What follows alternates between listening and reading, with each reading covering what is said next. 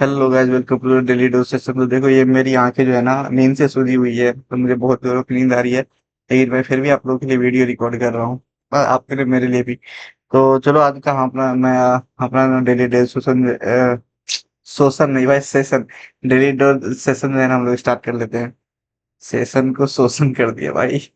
आज का जो ये हमारा है ना डेली डोज सेशन 13 होने वाला है। तो देखो, ये हमारा डेली डोज सेशन 13 है, और हम लोग आज भी जो है 25 नंबर सब क्वेश्चन सोल्व करेंगे। चलो, हम लोग मूव करते हैं ना डायरेक्ट अपने क्वेश्चन पे। है तो हम लोग जो है ना फर्स्ट क्वेश्चन देखेंगे। देखो क्या बोल रहा है कि विच of the following statement is not correct. कौन सा नॉट करेक्ट है वो हमें बताना है। तो फर्स्ट देखो क्या बोल रहा है, tree contain all the vertices of graph. तो देखो, मान लो कि ये एक वर्टिसेस है ये। अब हम लोग एक ट्री बनाते हैं ना, तो ट्री कुछ इस प्रकार से होता है। अगर आपको 10th में भी वो पढ़ा होगा, तो कुछ ऐसा ना ट्री आप लोगों ने देखा होगा। मैथमेटिक्स का फर्स्ट चैप्टर ही है। वहाँ पे हम लोग पढ़ते हैं मैथमेटिक्स में, ये ए बी सी है, ये डी है, ये ई है। तो यानी कि यहाँ पे ना कोई भी क्लोज लूप जो है ना वो नहीं होता। यहाँ पे आप लोगों को दिख रहा होगा, ये सारा जो इंडिपेंडेंट है, जैसे ये एक वर्टाइसिस है, ये एक वर्टाइसिस है, बी एक वर्टाइसिस है, सी एक वर्टाइसिस है, और ये जो पूरा जो है ना एक ट्री कहलाता है। और ये जो है ना इसको रूट्स बोलते हैं। ये ग्राफ थ्योरी का एक्चुअली क्वेश्चन है। वो रहा कि तो तुम्हें नोट कर दो, tree contain all the vertices of the graph. तो हाँ, ट्री है तो ये जो कंटेन करता है सारा वर्टाइसेस को, तो ये जो है ना वो करेक्ट है। और circuit content all the vertices of the graph में, सर्किट ट्री जो है ना वो सारे वर्टाइसेस को जो है ना कंटेन करके रखता है, सर्किट नहीं करता। तो हमारा बी ऑप्शन जो है ना गलती होगी, गलत हो गया। Number of F circuit on the fundamental circuit is the same of the number of chord. तो ये एकदम सही है, नंबर ऑफ कॉर्ड के बराबर ही हमारा फंडामेंटल सर्किट होता है। और एटलीस्ट 2 एज तो एक सर्किट में होता ही है। तो हमारा जो ए बी ऑप्शन है ना वो गलत हो गया। तो हमें इसमें जो है ना गलत आंसर ही टिक करना था, तो हमारा बी जो है इसमें करेक्ट हो जाएगा। नेक्स्ट क्वेश्चन में मूव करेंगे। बोल रहा है क्या कि two coils having equal resistance but different inductance तो कनेक्टेड इन सीरीज। तो यहाँ पे टू कॉइल ले लेता हूँ, तो ये टू कॉइल के एक रेजिस्टेंस हो जाएगा। ये हो गया पहला कॉइल। इसको मान लेता हूँ, भाई साहब ऐसा मत हो, इसको मान लेते हैं हम लोग R1 है। इक्वल रेजिस्टेंस, ओ रेजिस्टेंस इक्वल है तो मैंने तो R है, इस पे L1 है। दूसरा जो कॉइल है उसका रेजिस्टेंस जो है वो R ही है, क्योंकि रेजिस्टेंस इसमें बोला है सेम है। और ये L2 है। करेक्ट। बताओ यहाँ तक समझ में आया कि नहीं। तो सीरीज में कनेक्ट है दोनों। टाइम कांस्टेंट निकालना है, तो अगर इसका हम लोग को टाइम कांस्टेंट निकाला तो क्या था, एल अपॉन आर। यहाँ पे तो एल और आर सेपरेट नहीं है, तो हम लोग क्या निकालेंगे, L equivalent upon R equivalent. तो हमारा एल इक्विवेलेंट कितना है बताओ इसमें। एल इक्विवेलेंट सर क्या है, L1 प्लस L2 है। और आर इक्विवेलेंट क्या है सर, आर प्लस आर यानी कि 2R है। यानी कि ये कितना हो गया, L1 plus L2 divided by 2R। या इसको और हम लोग ऐसे 1/2 into L1 upon R plus L2 upon R लिख सकते हैं कि नहीं। बोले हाँ सर, बिल्कुल लिख सकते हैं। 1/2 L1 अपॉन आर को हम लोग सिर्फ देखो, अगर सिर्फ हम लोग ये हमारा क्या है, कॉइल 1 है, ये हमारा क्या है, कॉइल 2 है। तो अगर हम लोग सिर्फ इसका कॉइल 1 का लिखना चाहे टाइम कांस्टेंट, जिसको हम लोग T1 नाम दे देंगे, जिसको हम लोग T1 नाम दे देंगे, तो क्या हो जाएगा, L1 अपॉन आर हो जाएगा। वैसे ही अगर हम लोग इसको T2 नाम दे दे तो ये L2 अपॉन आर हो जाएगा। यानी कि ये जो है हमारा T1 प्लस T2, टॉ टॉ देता हूँ, टॉ 1 अपॉन टॉ टी के बराबर है। यानी कि मेन जो टॉ है वो क्या है, टॉ 1 प्लस टॉ 2/2। यानी कि दोनों के एवरेज के बराबर है कि नहीं बताओ, अगर रेजिस्टेंस सेम है तो। Average of time constant of the individual coil, ये हमारा करेक्ट आंसर हो जाएगा। अब मुझे ये, इसको होमवर्क लिखो। होमवर्क में बताओ कि अगर यहाँ पे सेम इंडक्टेंस होता एंड डिफरेंट रेजिस्टेंस होता, तो उस कंडीशन में क्या होगा हमारा टोटल टाइम कांस्टेंट, ये आप लोगों को बताना है, कमेंट में बताना। यहाँ पे देखो क्या बोल रहा है कि series circuit containing R L C is excited by a step voltage. ले लो एक सीरीज सर्किट, यहाँ पे R L C excited by step voltage. तो यहाँ पे मान लो कि एक स्टेप वोल्टेज दे दिया हुआ है। स्टेप वोल्टेज यानी कि अगर ऐसा नहीं देना है तो सिंपल यू टू टी डाल दो। उसके बाद बोल रहा है कि voltage equal to capacitor exhibit oscillation. इसके अक्रॉस जो वोल्टेज आ रहा है ना वी नोट, वो ऑसिलेशन आ रहा है, तो इसका डैम्पिंग रेशियो क्या होगा, ये पूछ रहा है। सिंपल सा क्वेश्चन है, बहुत ही ज्यादा सिंपल। देखो इसको हम लोग अगर टाइम डोमेन में लिखेंगे तो ये रेजिस्टेंस पे, रेजिस्टेंस आर है तो आर ही हो जाता है, ये हो जाएगा आर। इसको अगर टाइम डोमेन में लिखे, सॉरी फ्रीक्वेंसी डोमेन में लिखे तो एल एस होता है। कैपेसिटर का फ्रीक्वेंसी डोमेन क्या था, 1/CS। अगर हम लोग कैपेसिटर के पास वोल्टेज लिखे तो क्या हो जाएगा, 1/CS divided by R plus L S plus 1/CS। होगा कि नहीं, हाँ सर बिल्कुल होगा। तो यहाँ पे इसके पास voltage multiplied by u of t भी तो होगा। अगर इसका हम लोग फ्रीक्वेंसी डोमेन देखें, यू ऑफ टी का जो है ना लाप्लास ट्रांसफॉर्म 1/s होता है, ये हो गया हमारा 1/s। करेक्ट है, हाँ सर करेक्ट है। तो यहाँ से देखो हम लोग को क्या दिख रहा है, अगर हम लोग यहाँ से देखें तो हम लोग वो 1/1 प्लस 1 नहीं, अगर यहाँ पे देखो नीचे 1/CS है, मैं इसको भी CS ही रहने देता हूँ, नहीं काटता हूँ। ये कितना हो जाएगा बताओ, RCS plus LCS² plus 1/, CS होगा कि नहीं। अब यहाँ से CS कैंसिल हो जाएगा, ये कितना बचेगा, 1/LCS² प्लस RCS+1 बचेगा कि नहीं। अगर यहाँ पे मैं जो है LC कॉमन लेता हूँ तो कितना हो जाएगा, 1/LC divided by S² plus LC। अगर कॉमन ले लेते हैं, ये यानी क्या, देखो यहाँ पे वी नोट है ना वोल्टेज, मैं इसका एक ट्रांसफर फंक्शन निकाल लेता हूँ। ट्रांसफर फंक्शन वी नोट जो है, तो ये जो है ना हमारा ट्रांसफर फंक्शन है कैसे, कि ये जो वी नोट है ना डिवाइडेड बाय इनपुट, इनपुट क्या है हमारा, ये हमारा 1/s जो है ना इनपुट है, इसलिए आपको बाकी के टर्म में 1/s नहीं दिख रहा होगा। तो S² इंटू, अब यहाँ पे नेक्स्ट बताओ, L/C अगर कॉमन लेंगे तो R/L हो जाएगा, R/L S प्लस 1/LC। इसमें कोई दिक्कत है बताओ। बोलो सर कोई दिक्कत नहीं, तो आप मुझे बताओ कि तुम्हारा जो है ट्रांसफर फंक्शन ये आया इस RLC सर्किट का, तुम्हें स्टैंडर्ड वाला पता होगा कि इसका जो कैरेक्टरिस्टिक इक्वेशन होता है ना, क्या होता है बताओ, S² plus 2 omega NS plus omega N²। इसको जो है ना, ये जो पूरा आया है इसको इक्वेट करो इसके डिनोमिनेटर से, तो बताओ यहाँ पे ओमेगा N² का बराबर कितना है, 1/LC है सर। यानी कि यहाँ पे ओमेगा एन कितना हो गया, 1/√LC हो गया। करेक्ट है। और यहाँ पे 2 जीटा ओमेगा एन का भी वैल्यू बता दो कितना है, तो सर R/L है। तो कंपेयर करो ना यार, यहाँ पे एस का कोफिशिएंट क्या दिख रहा है, 2 जीटा ओमेगा एन, यहाँ पे एस का कोफिशिएंट क्या है, R/L। यहाँ पे कंपेयर कर दिया, तो यहाँ पे अगर कंपेयर करने के बाद हमारा जीटा कितना निकल जाएगा बताओ, ये हमारा निकल जाएगा 1/2 omega N R/L। Omega N का वैल्यू जो है ना यहाँ से पुट करो, ओमेगा एन का वैल्यू कितना है बताओ, तो सर 1/LC है, तो ये हो जाएगा कितना, 1/LC है तो वो ऊपर चला जाएगा, LC divided by 2, LC divided by 2, उसके बाद ये हो जाएगा हमारा R/L। ये हो जाएगा हमारा आर बाई बैटरी, बैटरी तो multiplied by R divided by L कर देता हूँ। चलो बैटरी मैं पहले चार्ज में लगा देता हूँ इसको।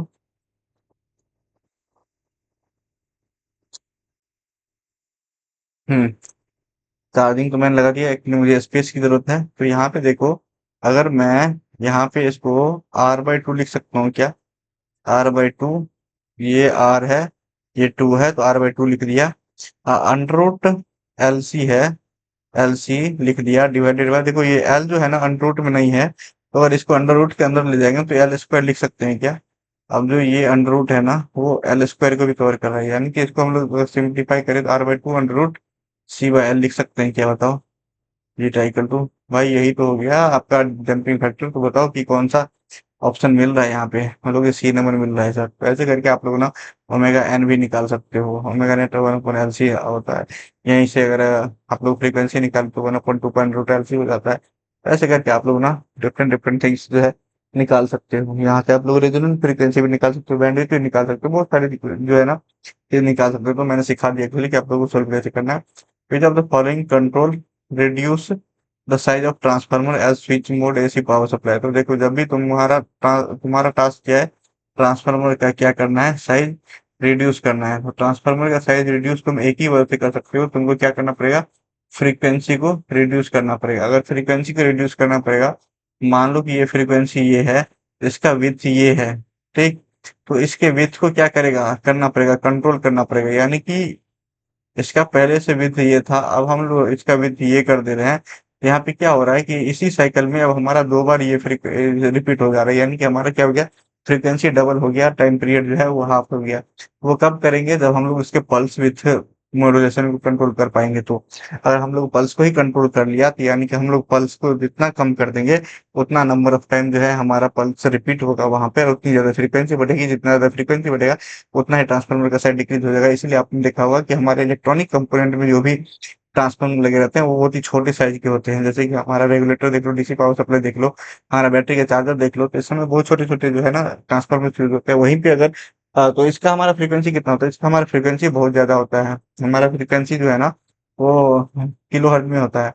लेकिन वहीं पे अगर हम लोग पावर फ्रीक्वेंसी की बात करें, यानी कि 50 हर्ट्ज पे, तो हमारा पावर सब स्टेशन देख लो कितना बड़ा बड़ा MBA megawatt rate MBA rating का जो रहता है ना, रहता है, तो वो 50 हर्ट्ज का रहता है और रेटेड। तो 50 हर्ट्ज से फ्रीक्वेंसी कम नहीं होना चाहिए।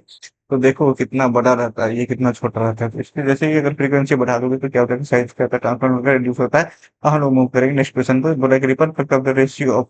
तो देखो रिपल फैक्टर डायरेक्टली किसी का रेशियो नहीं होता है, लेकिन एक चीज मैं पहले यहाँ पे बता रहा हूँ। एक हमारा होता है पीक वैल्यू, ये मैं पहले ही बता चुका हूँ शायद।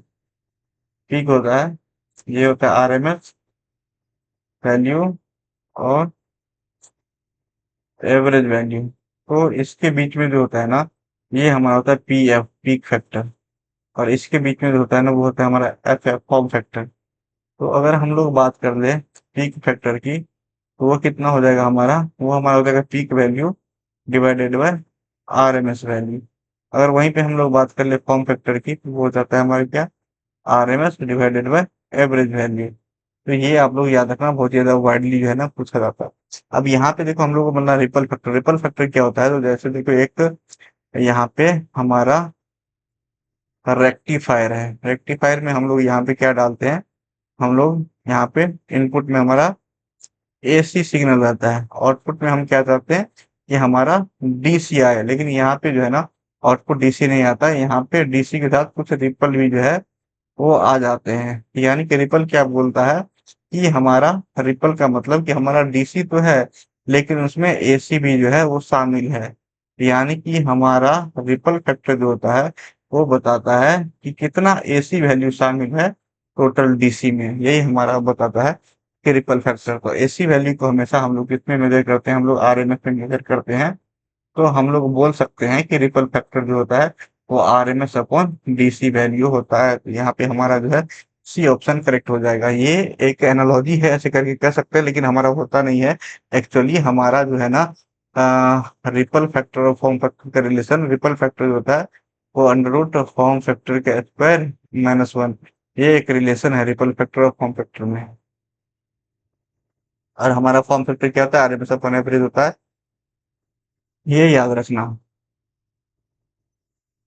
इसका देखो क्या बोला कि इंट्रिंसिक सेमीकंडक्टर कोई of silicon sample at 300 kelvin is 1.5 पर मीटर क्यूब। यानी कि इंट्रिंसिक कंसंट्रेशन एनआई की वैल्यू दी हुई है, वो कितना दिया हुआ है, 1.5 multiplied by 10 to the power 16 पर मीटर क्यूब। उसके बाद बोला कि आफ्टर द डोपिंग, इसमें डोपिंग कर रहे हैं तो हमारा मेजोरिटी कैरियर बढ़ जाएगा। तो हमारा मेजोरिटी कैरियर मान लेते हैं कि हमारा एन बढ़ के जो है ना, वो कितना रहेगा, 5 × 10 to the power 20 पर मीटर क्यूब हो जाएगा। तो हम लोग को निकालना है, हम लोग को कितना, तो माइनॉरिटी निकालना है, यानी कि हम लोग को पी जो है निकालना है। हम लोग क्या यहाँ पे लगाएंगे, बताओ।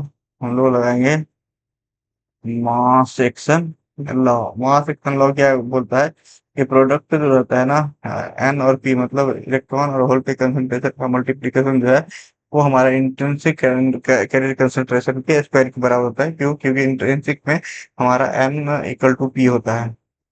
तो अगर हम लोगों को पी निकालना है, तो ये हमारा कितना हो जाएगा, एन स्क्वायर अपॉन क्या, एन। तो एन स्क्वायर बताओ कितना हो जाएगा, 1.5, ब्रैकेट में कर दूंगा, ये हो जाएगा हमारा 2.25 मल्टीप्लाइड बाय 10 टू द 16 है 32, स्क्वायर करेंगे तो डिवाइडेड बाय 5 गुना 10 टू द पावर 20, यानी कि ये हो जाएगा हमारा 4.5 multiplied by 10 to the power 12। Correct.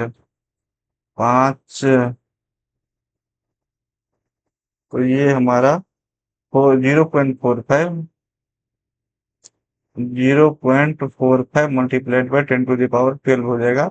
या इसको हम लोग लिख सकते हैं 4.5 multiplied by 10 to the power 11 पर मीटर क्यूब। हमारा ए नंबर जो है ना वो करेक्ट आंसर हो जाएगा। नेक्स्ट क्वेश्चन में मूव करेंगे, बोला है कि the concentration of minority carrier in a semiconductor depend upon manually.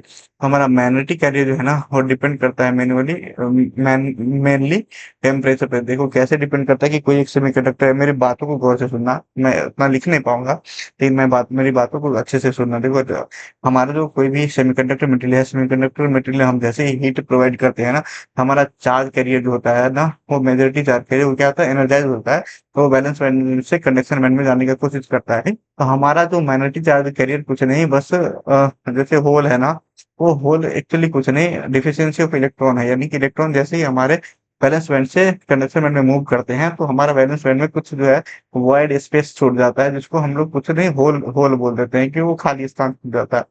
तो जैसे ही हम लोग टेम्परेचर बढ़ाए, कंडक्टिविटी बढ़ा, कंडक्टिविटी जैसे ही बढ़ता है, हमारा इलेक्ट्रॉन जंप कर देता है कंडक्शन बैंड में, जिससे कि हमारा जो है होल बढ़ने लगता है, क्योंकि हमारा इंक्रीज हो रहा है ना कंडक्टिविटी, हमारे इलेक्ट्रॉन्स जो है कंडक्शन बैंड में जंप हो रहे हैं, तो हमारा जो है वो वाइड इंक्रीज हो रहा है। जैसे वाइड इंक्रीज होता है यानी कि हमारा क्या हो रहा है, मैग्नेटिक चार्ज कैरियर्स जो है वो बढ़ रहे हैं। तो यानी कि वो टेम्परेचर पे बहुत ही ज्यादा हाईली सेंसिटिव होता है हमारा मैग्नेटिक चार्ज कैरियर। इसी की वजह से अगर आप टेम्परेचर बढ़ाते हैं, हमारा लीकेज करंट भी बहुत ज्यादा बढ़ता है, क्योंकि लीकेज करंट जो है ना वो डायरेक्टली पर्पज होता है वो इसके मैग्नेटिक चार्ज कैरियर की वजह से। नेक्स्ट क्वेश्चन पे मूव करते हैं। होप आप लोगों को समझ में आ गया होगा। विच of the following the highest conductivity, तो सिल्वर का हम लोग पढ़ते हैं ना, चांदी, सिल्वर, एजी, एजी 47, AK-47 इसका नाम होना चाहिए वैसे। तो ये सिल्वर जो है ना हमारा, वो एजी जिसका 47 एटॉमिक नंबर है, हमारा सबसे ज्यादा जो है ना इसका कंडक्टिविटी होता है। As the temperature increase the forbidden energy gap, silicon और जर्मेनियम का पूछ रहा है। तो देखो मैं पूरा बना के ही दिखा देता हूँ आप लोगों को। एक होता है 0 केल्विन, एक होता है 300 केल्विन। तो अगर 0 केल्विन पे हम लोग देख ले सिलिकॉन का, तो ये हमारा गैप होता है 1.21 इलेक्ट्रॉन वोल्ट और 1.1 इलेक्ट्रॉन वोल्ट। अगर वहीं पे हम लोग जर्मेनियम की बात कर ले तो ये होता है हमारा 0.785 इलेक्ट्रॉन वोल्ट। 300 केल्विन पे बात देखें तो 0.72 इलेक्ट्रॉन वोल्ट।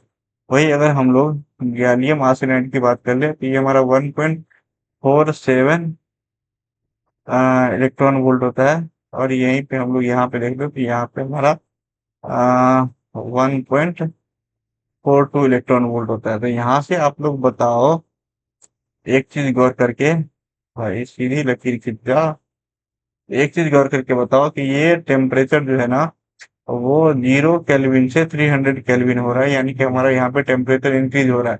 तो 1.21 से 1.1 हो गया। तो देखिए टेम्परेचर बढ़ा तो आप लोगों को एनर्जी बैंड गैप घटता हुआ दिख रहा है कि नहीं बताओ। बोले हाँ सर बिल्कुल दिख रहा है कि 0 से अगर 300 केल्विन होगा, 1.21 से 1.1 हो गया। तो जर्मनी में देखे तो 0.75 से 0.72 हो गया, 1.42 से 1.42 हो गया। हाँ सर जैसे ही हम लोग टेम्परेचर बढ़ा रहे हैं तो हमारा क्या हो रहा है, एनर्जी बैंड गैप जो है वो डिक्रीज हो रहा है। तो वो सिलिकॉन में हो, जर्मनी में हो, गैलियम आर्सेनाइड में हो, कुछ भी हो, तीनों में भी डिक्रीज कर रहा है। तो यहाँ पे हम लोग बोल सकते हैं the forbidden energy band gap in silicon and germanium decreases. ये हमारा बी करेक्ट है। देखो ये भी ऑप्शन सही है लेकिन इसका ऑप्शन तो में थोड़ा सा मिसप्रिंट है। Forbidden energy gap of silicon decreases while the germanium decreases. जब भी हम लोग वाइल यूज करते हैं तो यहाँ पे हमको इंक्रीज देना चाहिए, लेकिन थोड़ा ऑप्शन में मिस्टेक है। हमारा करेक्ट आंसर जो है ना वो बी हो जाएगा। नेक्स्ट क्वेश्चन में मूव करेंगे। वेन और reverse bias is applied to PN width of depletion layer. तो देखो जैसे ही आप लोग रिवर्स बाइस अप्लाई करते हो ना, हमारा विथ जो है वो बढ़ते जाता है, क्योंकि रिवर्स बाइस में क्या होता है, हमारा कनेक्टिविटी जो है ना वो काफी ज्यादा कम हो जाता है। हमारे हमारा जो डिप्लीशन विथ जो है ना वो काफी ज्यादा बढ़ जाता है, जिससे कि हमारे चार्ज के जैसे जो है ना इमिटर से कलेक्टर तक नहीं मूव कर पाते हैं। तो ये हमारा रिवर्स बायस में, इसलिए तो हमारा रिवर्स बायस में हमारा ट्रांजिस्टर या हम लोग बोले कि हमारा डायोड जो है किसकी तरह हम लोग ट्रीट करते हैं उसको, ऑफ स्विच की तरह यूज करेंगे, उस टाइम जो है ना रेजिस्टेंस बहुत ही ज्यादा हो जाता है। तो इसलिए रिवर्स बायस एक ऑफ स्विच है, ओपन सर्किट है। तो इस कंडीशन में क्या होता है, हमारा डिप्लीशन लेयर जो है वो काफी ज्यादा बढ़ जाता है, यानी कि इंक्रीज कर जाता है। LED normally work on the voltage of, तो 1 से 2 वोल्ट एलईडी का रेटिंग देखो 1 से 2 वोल्ट का ही रहता है। Bulk resistance of a diode, तो अगर डायोड की बात करें तो यहाँ पे अगर आरबी की बात करें बल्क रेजिस्टेंस, तो वो होता है R N plus R P, यानी कि पी टाइप का रेजिस्टेंस प्लस एन टाइप का रेजिस्टेंस को ही बल्क रेजिस्टेंस बोलते हैं। इसको याद रखना, बहुत बार पूछा आता है। तो यहाँ पे हमारा कौन सा आंसर हो जाएगा, resistance of N and P material. Which of the following is rectifier need for diode, तो बताओ अगर हाफ वेव रेक्टिफायर यूज करते हैं, अगर हाफ वेव रेक्टिफायर क्या होता है, ये होता है हाफ वेव रेक्टिफायर, ये होता है हमारा हाफ वेव रेक्टिफायर। तो इसमें हमारा बताओ कितना, ये हमारा होता है, मैं जब ये सीधा लाइन ड्रॉ करता हूँ ना, तो ये हमारा वो हो जाता है, हाफ वेव रेक्टिफायर में एक डायोड लगता है। वहीं पे अगर मैं सेंटर टैप सेंटर टैप की बात करूं तो यहाँ पे हमारा कितना, 2 डायोड लगता है। और वहीं पे मैं ब्रिज की बात करूँ तो जैसे ही ब्रिज आता है ना, ब्रिज रेक्टिफायर, तो यहाँ पे हमारे क्या होता है, 4 डायोड्स यूज होते हैं। तो यहाँ पे हमारे कौन सा हो जाएगा आंसर बता दो, ब्रिज रेक्टिफायर जो है हमारा करेक्ट आंसर हो जाएगा। In the semiconductor diode barrier offers resistance to, बोला कि बैरियर जो है ना वो किसको रेसिस्टेंट करता है, तो हमारा majority charge carrier both region में जो है ना उसको पास में होता है। मैग्नेटिक तो कैसे भी कैसे फ्लो हो जाता है, और मैग्नेटिक वजह से जो हमारा लीकेज करंट जो है ना वो भी आता है, लेकिन वो मेनली जो है ना मेजोरिटी चार्ज कैरियर को जो है ना वो जाने से रोकता है एक दूसरे, यानी कि कलेक्टर वाला जो है ना वो इमीटर में जा पाता है, इमीटर वाला कलेक्टर में जा पाता है। तो ऐसा होता है सेमीकंडक्टर डायोड, सॉरी यहाँ पे इमीटर कलेक्टर बात नहीं करेंगे, सेमीकंडक्टर डायोड पूछ रहा है। तो पी ए टाइप है, एन टाइप है, दोनों का डिफ्यूजन होता है, तो बीच में पोटेंशियल वो जो हमारा डिप्लीशन लेयर फॉर्म होता है, तो जैसे लेयर फॉर्म होगा ना तो उसका कुछ बैरियर पोटेंशियल होता है, तो बैरियर पोटेंशियल जो है ना मेजोरिटी चार्ज कैरियर को एक रीजन से दूसरे रीजन में एंटर नहीं करने देता, तो यानी कि वो मेजोरिटी चार्ज कैरियर को नहीं करने देता है। तो मेजोरिटी चार्ज कैरियर दोनों रीजन में, पी रीजन में भी और एन रीजन में भी, हमारा सी नंबर जो है ना करेक्ट आंसर हो जाएगा। Which of the following is used as a passive component in electronic circuit, तो बहुत ज्यादा वाइडली पता रहता है हम लोगों को, रजिस्टर जो है एक पैसिव कंपोनेंट है, क्योंकि ये जो है ना कोई एनर्जी को स्टोर नहीं कर सकता है, इसमें कोई इंटरनल एम्प्लीफिकेशन की कोई सुविधा नहीं होती है। तो ये हमारा रजिस्टर जो है एक पैसिव एलिमेंट है। यहीं पे ट्रांजिस्टर की हम लोग बात करें तो ये हमारा इंटरनल एम्प्लीफिकेशन के वो एम्प्लीफिकेशन में काम आता है, एम्पलीफाई बनाने में। तो ये एक जो है एक्टिव कंपोनेंट है। हमारा डायोड हमारा रूम टेम्परेचर में इलेक्ट्रिक कंडक्टिंग में रहता है, इसलिए भी हम इसको क्या बोलते हैं, एक्टिव बोलते हैं। हमारा वैक्यूम ट्रायोड ये भी जो है ना हमारा एक एक्टिव डिवाइस ही है। हमारा रजिस्टर जो है ना वो पैसिव कंपोनेंट है। What is the current through the, यहाँ पे मुझे एक चीज बताओ, यहाँ पे एक मुझे बताओ, ट्रांसफार्मर एक्टिव है या पैसिव, ट्रांसफार्मर एक्टिव है या पैसिव है बताओ, ये आप लोगों को कमेंट में बताना है। What is the current through Zener diode, Zener diode के थ्रू करंट बताना है। तो जीना डायोड देखो यहाँ से ये प्लस है ना, और ये यहाँ पे प्लस, यहाँ पे प्लस, यहाँ प्लस आ रहा है, इधर माइनस है तो ये माइनस माइनस इधर माइनस आ गया। चलो यहाँ पे देखो इसका जीना डायोड का एनोड है, कैथोड है, एनोड बैंड से कनेक्टेड है और कैथोड जो है प्लस से कनेक्टेड है, यानी कि ये जो हमारा जीना डायोड है वो रिवर्स बैच में है। तो रिवर्स बैच में है तो हमारे पास दो सिचुएशन आता है, अगर रिवर्स बैच में है तो या तो वो ब्रेकडाउन में होगा या तो ब्रेकडाउन में नहीं होगा। तो हम लोग क्या करेंगे, पहले हम लोग इसको ओपन कर देंगे, ओपन करके देखेंगे कि हमारे जीना डायोड के पास वोल्टेज कितना आ रहा है। यहाँ पे हमारा 13 वोल्ट है, और यहाँ पे हम लोग जीना डायोड को कर दिया ओपन, जैसे ओपन किया तो इसमें करंट हो गया 0 एम्पियर फ्लो, इसमें करंट हमारा कितना हो गया 0 एम्पियर फ्लो। तो यानी कि इसमें ड्रॉप भी हो गया कितना हमारा 0 वोल्ट, यानी कि पूरा का पूरा जो है ना वो +-13 वोल्ट यहाँ पे हमारा देखने को मिलेगा इसमें। तो यानी कि हमारा जो डायोड का ब्रेकडाउन वोल्टेज है 6 वोल्ट है, लेकिन हमारे डायोड के क्रॉस वोल्टेज जो है 13 वोल्ट आ रहा है, यानी कि हमारा जो है वो डायोड क्या है, ब्रेकडाउन रीजन में है। क्योंकि हमें ब्रेक डाउन करने के लिए 60 वोल्ट चाहिए, हमारे पास यहाँ पे 13 वोल्ट आ रहा है, यानी कि ब्रेक डाउन वोल्टेज में है। और जब भी ब्रेक डाउन में रहता है हमारा जीरो डायोड, वो किससे रिप्लेस होता है, वो एक कांस्टेंट वोल्टेज सोर्स से रिप्लेस हो जाता है। तो ये हमारा वोल्टेज सोर्स कितना कितना 6 वोल्ट जितना उसका ब्रेकडाउन वोल्टेज रहेगा उससे रिप्लेस हो जाएगा। और उससे रिप्लेस होने के बाद यहाँ पर रेजिस्टेंस है एक्चुअली R1,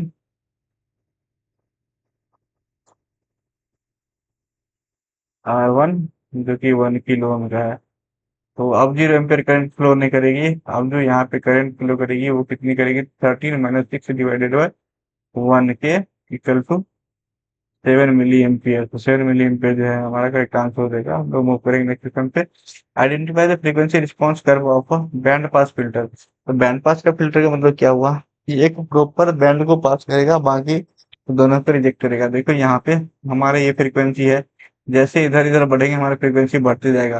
तो देखो ये हमारा लो फ्रीक्वेंसी हो गया ना, इधर हमारा लो फ्रीक्वेंसी हो गया, इधर जो है हमारा वो हाई फ्रीक्वेंसी हो गया। इसमें भी इधर हमारा लो फ्रीक्वेंसी हो गया, इधर हमारा क्या हुआ हाई फ्रीक्वेंसी। इसमें भी बताओ इधर लो फ्रीक्वेंसी, इधर क्या हो गया हमारा हाई फ्रीक्वेंसी।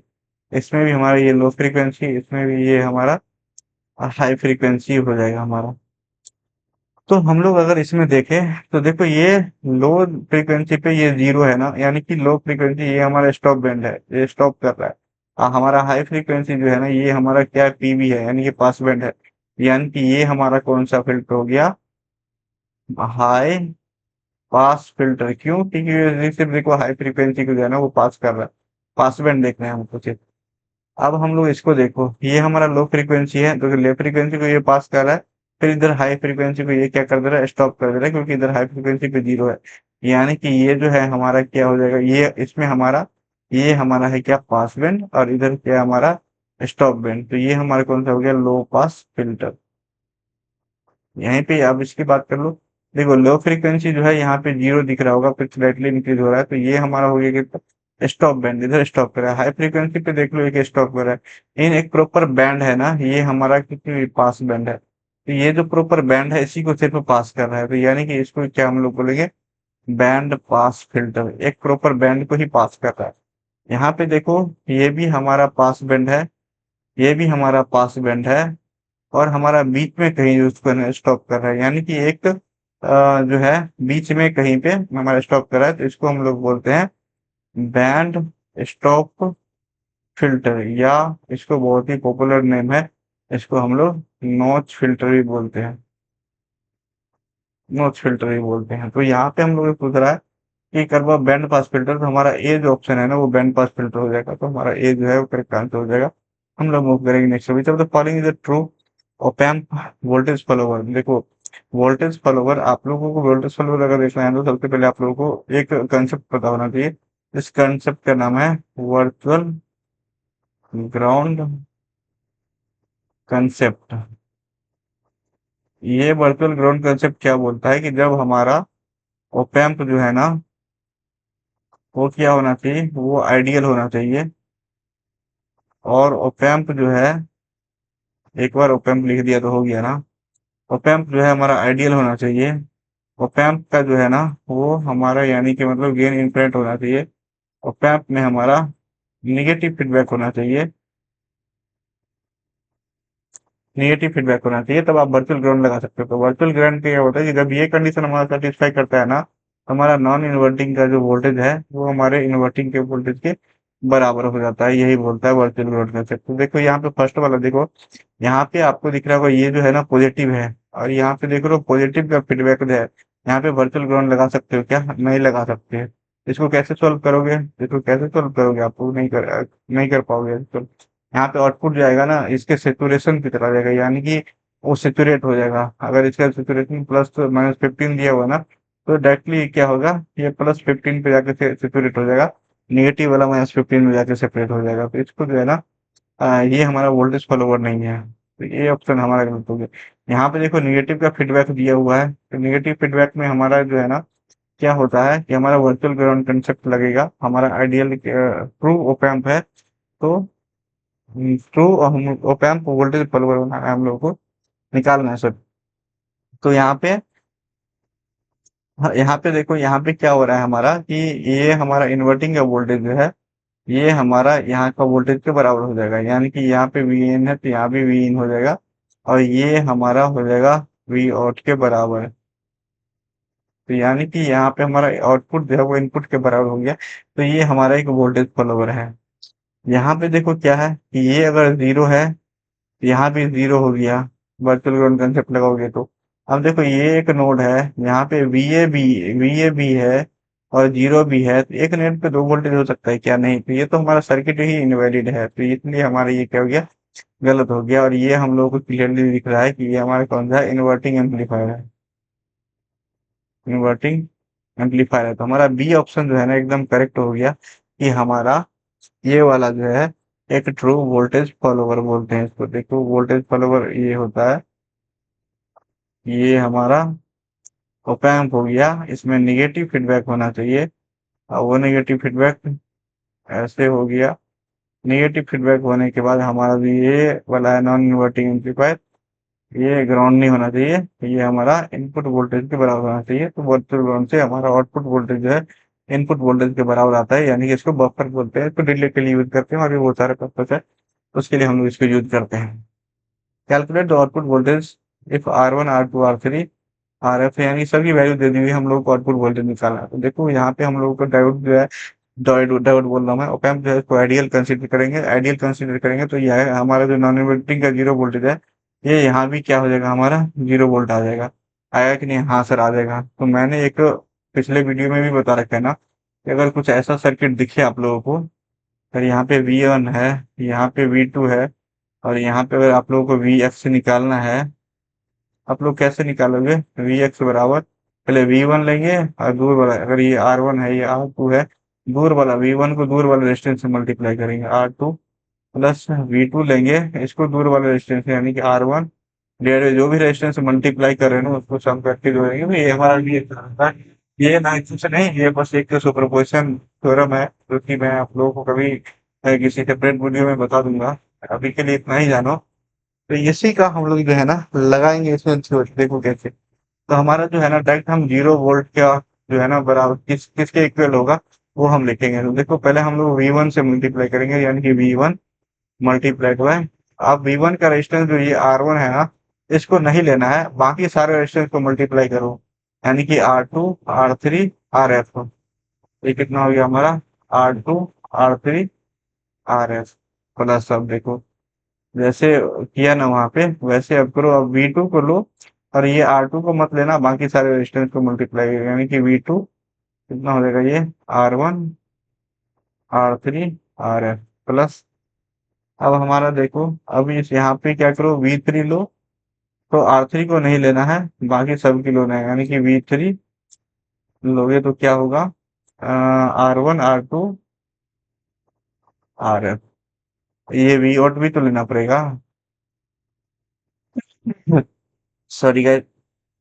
तो अब हम लोग को V नोट भी तो लेना पड़ेगा, तो V नोट मल्टीप्लाइड बाय, अब V नोट से देखो सटा रेजिस्टेंस कौन सा है, RF, तो RF नहीं लेना है, बाकी सबको लेना है, यानी कि R1 R2 R3। अब जो भी रेजिस्टेंस से मल्टीप्लाई किया ना वो सबको जोड़ना होगा, यानी कि R2 R3 RF plus R1 R3 RF plus R1 R2 RF plus R1 R2 R3। देखो ये जोड़ के कोई फायदा नहीं, क्योंकि ये जो है ना जीरो से मल्टीप्लाई हो जाएगा तो जीरो ही हो जाएगा, यानी कि हमारा जीरो इक्वल टू हो गया ये सारे। तो यहाँ पे आप लोगों को V1 V2 V3 जो है ना 50 मिली वोल्ट के दिया हुआ है, तो यहाँ पे हमारा V1 V2 और V3 जो है ना 50 मिली वोल्ट जो है वो हमने कॉमन ले लिया। और यहाँ पे देखो R2 R3 R1 R2 R3 जो है ना वो 50 ओम दिया हुआ है। तो यहाँ पे देखो इन दोनों का 50 मल्टीप्लाइड बाई 50, मैं थोड़ा ऐसे से दिखाता हूँ, इन दोनों का 50 मल्टीप्लाइड बाई 50, फिर इन दोनों का 50 मल्टीप्लाइड बाई 50, फिर इन दोनों का 50 मल्टीप्लाइड बाई 50 आ जाएगा ना कॉमन, यानी कि 50 मल्टीप्लाइड बाई 50 जो है वो यहाँ पे हम लोगों को, और यहाँ भी देखो R1 R2 50 मल्टीप्लाइड बाई 50 जो है वो हम लोग को यहाँ पे कॉमन दिख रहा है। तो ये हमारा जो है अब बच क्या जाएगा अंदर में, बचेगा RF प्लस, यहाँ भी देखो क्या बची है, RF प्लस यहाँ भी कितना बच गया, आर एफ, प्लस यहाँ पे कितना बच गया, यहाँ पे बच गया आर थ्री। यहाँ पे एक चीज गौर करना, देखो यहाँ पे V1 हमने कॉमन ले लिया ना, वो गलत किया, क्योंकि V1 जैसे ही कॉमन लोगे तो V1 इससे ले लिया, इससे ले लिया, इससे ले लिया, यहाँ पे तो V नोट है, तो हम लोग V1 जो है ना वो कॉमन नहीं ले सकते यहाँ पे, ये हमें गलती किया। हम लोग को एक्चुअली सभी को V1 से भी मल्टीप्लाई करना पड़ेगा। और ये लास्ट वाला जो है ना, मैं थोड़ा सा करेक्ट कर देता हूँ इसको। ये हमारा जो 50 × 50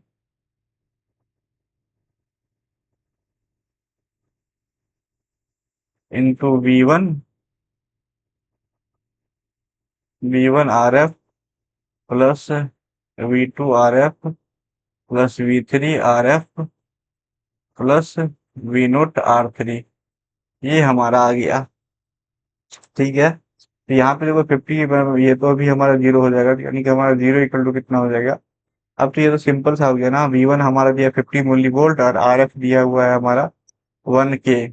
तो अगर दोनों को मल्टीप्लाई करोगे तो 50 मिली वोल्ट में है, तो ये हमारा हो जाएगा 50 प्लस V2 आर एफ, ये भी कितना हो जाएगा 50, प्लस V3 आर एफ, ये भी कितना हो जाएगा 50, plus V naught multiplied by R three की वैल्यू बताओ कितनी दी हुई है, 50। यहाँ पे देखो कितना हो जाएगा, -150 equal to V naught multiplied by 50, यानी कि वी नोट इक्वल टू कितना हो गया, -3 वोल्ट। सिंपल है ना, -3 वोल्ट जो है ना हमारा करेक्ट आंसर हो जाएगा। बहुत ही ज्यादा सिंपल क्वेश्चन था। और इस पे आप लोग केवीएल से भी बना सकते हो। मुझे ऐसे करके जो है ना बनाना इजी लगता है, मैं आपको समझाया इसीलिए मुझे थोड़ा वो स्टेप्स लिखना पड़ा। अगर मुझे आपको समझाना नहीं होता ना तो मैं डायरेक्ट यहाँ ये वाला स्टेप लिखता, मैं डायरेक्ट इधर आ जाता। अगर आपको मुझे समझाना नहीं होता तो मैं डायरेक्ट यहाँ से लिखना स्टार्ट करता, तो ये काफी ज्यादा इजी हो जाता। आप लोग एक दो बार प्रैक्टिस करो तो आप हमेशा जो है ना क्वेश्चन ऐसे ही बनाओगे, मैं गारंटी देके बोल सकता हूँ। सर्किट सेटअप बोल रहा है कि क्या है, आप लोगों ने अगर कभी देखा होगा तो ऐसा सर्किट जो है ना वो इंस्ट्रूमेंटेशन एम्पलीफायर होता है, कि आप लोग याद रखेंगे इसका सर्किट डायग्राम।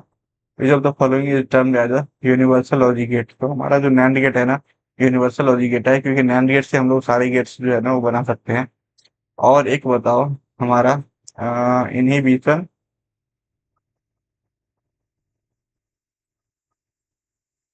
और एक गेट होता है एग्जीबिशन, ये दोनों कौन से हैं, ये दोनों यूनिवर्सल गेट है या बेसिक गेट है या कौन सी गेट है, ये आप लोगों को कमेंट सेक्शन में बताना है। 62 देखो क्या बोला है, logic gate circuit that output is high whenever one of its input is high. तो एक भी इनपुट हाई होगा तो हमारा आउटपुट हाई हो जाएगा। तो वो हमारा इसमें होता है। तो और में देखो, अगर और का टेबल देखो तो 0 0 पे हमारा जीरो आता है, ये हमारे कौन सा है, और गेट का है। 0 0 पे जीरो, 0 1 एक भी इनपुट है तो आउटपुट हमारा हाई हो जाता है, 1 0 पे भी 1 आता है, और 1 1 पे भी हमारा 1 ही आता है। तो ये हमारा और गेट हो जाएगा करेक्ट आंसर। नोट गेट में तो नहीं होगा, हैंड गेट में देखो हाई, जब दोनों इनपुट हाई होता है तभी हमारा आउटपुट हाई आता है। According to Boolean algebra 1 + A, तो ये तो हमारा 1 ही हो जाएगा, 1 + B तो 1 ही हो जाएगा, 1 + C तो 1 ही हो जाएगा, 1 1 नहीं तो 1, तो ये हमारा 1 जो है ना करेक्ट आंसर हो जाएगा। बुलियन अलजेब्रा का ये रूल है ना, 1 में किसी भी चीज का एडिशन हो तो 1 ही होता है। The logic gate circuit output is high only when both input are low. मतलब जब सिर्फ दोनों इनपुट लो हो तभी आउटपुट हाई होना चाहिए, कौन सा होता है। एंड गेट में देखो दोनों इनपुट लो रहता है तो आउटपुट भी लो आता है, तो ये गलत हो गया। यहाँ पे देखो दोनों इनपुट लो आता है तो आउटपुट भी लो ही आता है, तो ये भी हमारा जो है ना और गेट भी हमारा गलत हो गया। अब हमारा बचा नैंड, नैंड गेट में देखो दोनों इनपुट लो अगर आया, यानी कि 0 0, तो आउटपुट हमारा 1 आ जाएगा। तो नैंड गेट अभी तक तो सही लग रहा है। NAND gate when only both inputs are low. NAND gate में देखेंगे, अगर हम लोग नैंड गेट की बात कर ले, तो अगर इसमें हम लोग 0 0 डालते हैं तो इसका भी 1 आता है, और अगर हम लोग 0 1 डालते हैं तो इसका 0 1, इसका भी 1 आएगा। 1 0 डालेंगे फिर भी 1 आएगा, 1 1 डालेंगे तभी यहाँ पे आ जाएगा हमारा 0। तो ये है। तो बोल रहा है व्हेन बोथ इनपुट्स आर लो तब आउटपुट हाई होना चाहिए। तो बोथ इनपुट्स आर लो तभी आउटपुट हाई है। लेकिन देखो एक इनपुट अगर लो है फिर भी आउटपुट हाई है। तो यहाँ पे अगर ओनली दे दिया है ना तो ये हमारा जो है वो गलत हो जाएगा। तो हमारा नैंड जो है ना वो गलत आंसर हो जाएगा। अब हम लोग नोर का देखेंगे। तो नोर में हम लोग का क्या होता है, अगर हमारा जीरो जीरो है तो इस पे वन आएगा। जीरो वन है तो क्या होगा, नॉर्म में क्या करते हैं, पहले और करते हैं फिर उसका कंप्लीमेंट करते हैं। अगर वन जीरो है तो फिर भी जीरो आएगा। अगर हमारा वन वन है तो हमारा जीरो आएगा। यानी कि हमारा जो दोनों इनपुट हाई है ना तभी आउटपुट हमारा क्या है, लो है। तो output is high only when both inputs are low. तो हाँ देखो यहाँ पे हमारा जो है ना आउटपुट हाई है जब हमारा दोनों इनपुट लो है उसी कंडीशन। करेक्ट। यहाँ पे अगर ओनली दे दिया है ना तो क्वेश्चन का सिनेरियो चेंज हो जाएगा। तो यहाँ पे हमारा नॉर गेट जो है ना वो करेक्ट आंसर हो रहा है, क्योंकि यहाँ पे पूछा ओनली। तो ओनली में यही है, इसी में सिर्फ ऐसा नॉर ही ऐसा गेट है जिसमें दोनों इनपुट अगर जीरो जीरो है तो हमारा आउटपुट जो है ना हाई आ रहा है। बाकी तीनों पे देखो कॉम्बिनेशन।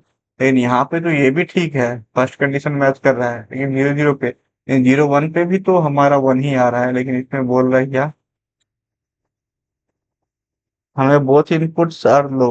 हाँ तो हमारा देखो, हमें आउटपुट हाई चाहिए और दोनों इनपुट लो पे है। तो यहाँ पे देखो अगर एक भी इनपुट लो है तब भी आउटपुट आ रहा है। तो ये हमारा जो है ना प्रॉपर क्वेश्चन को सेटिस्फाई नहीं कर रहा है।